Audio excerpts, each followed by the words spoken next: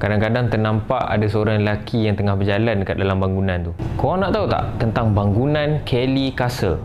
Sebuah istana lama yang terletak di Batu Gajah, Perak. Tapi disebabkan bangunan ni kelihatan usang dan saiz dia pula yang besar, tingkap pula banyak dan ada bahagian yang separuh siap, dikatakan bangunan ni ada penghuni. Aku tak rasa korang berani masuk kat dalam tu pada waktu malam. Sebelum aku nak cerita tentang betapa seramnya bangunan ni, biar aku cerita sedikit sejarah tentang bangunan Kelly Castle ni. Sebenarnya bangunan ni digelarkan sebagai Rumah Istana Kelly ataupun Rumah Kellis. Dibina pada tahun 1905 oleh seorang peladang getah yang terkenal di Scotland yang bernama William Kelly Smith. Maksudnya dah 116 tahun dah bangunan ni. Lepas beberapa tahun dia dekat tanah Melayu, dia ni pun baliklah ke rumah dia. Bila sampai je di Scotland, dia berkahwin dengan seorang perempuan yang bernama Agnes. Selepas dia orang ni berkahwin, dia ni pun bawa lah isteri dia ni pergi ke tanah Melayu semula, iaitu pada tahun 1903. Kemudian Kelly dan Agnes dianugerahkan seorang anak, iaitu anak perempuan yang bernama Helen. Tapi sebenarnya Kelly ni nakkan anak lelaki. Tapi bila dia dapat anak perempuan ni, dia sedih sikit lah, sebab dia memang nak sangat ada anak lelaki supaya ada waris untuk mengambil alih kerajaan dia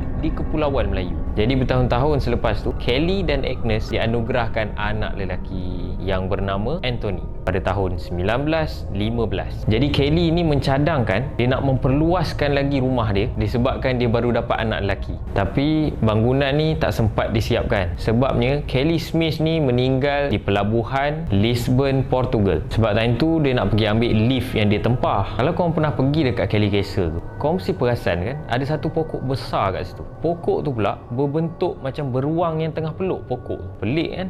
Dan ada kisah tentang sekumpulan remaja ni yang cuba masuk dalam bangunan Kelly tu pada waktu malam. Jadi waktu dia orang tengah berjalan kat dalam bangunan tu, dia orang pergi ke bilik anak Kelly, iaitu Helen punya bilik. Sewaktu dia tengah berjalan nak pergi ke bilik tu, dia orang terdengar tangisan kanak-kanak perempuan seperti sedang menangis keseorangan. Jadi bila dia orang pergi dekat bilik tu, tiba-tiba dekat belakang dia orang ternampak kelibat budak perempuan yang tengah berlari kat belakang dia orang. Seolah-olah macam roh Helen masih lagi ada dekat situ. Kadang-kadang dia orang nampak roh si Helen ada dekat dalam bilik tu, tengah duduk, tengah berdiri, ada juga yang tengah berlari. Dan mengikut daripada kisah yang diceritakan oleh pengawal keselamatan dekat Kelly Castle tu, jadi pengawal keselamatan ni waktu dia tengah nak meronda, dia ternampak ada perempuan yang sedang bersantai dekat balkoni. Kalau siapa yang pernah pergi Kelly Castle tu, kau mesti perasan ada satu balkoni kat situ.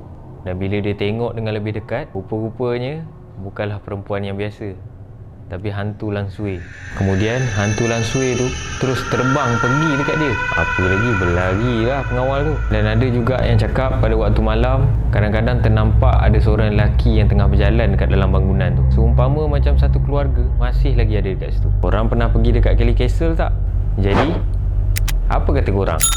Komen sikit, nak tahu juga.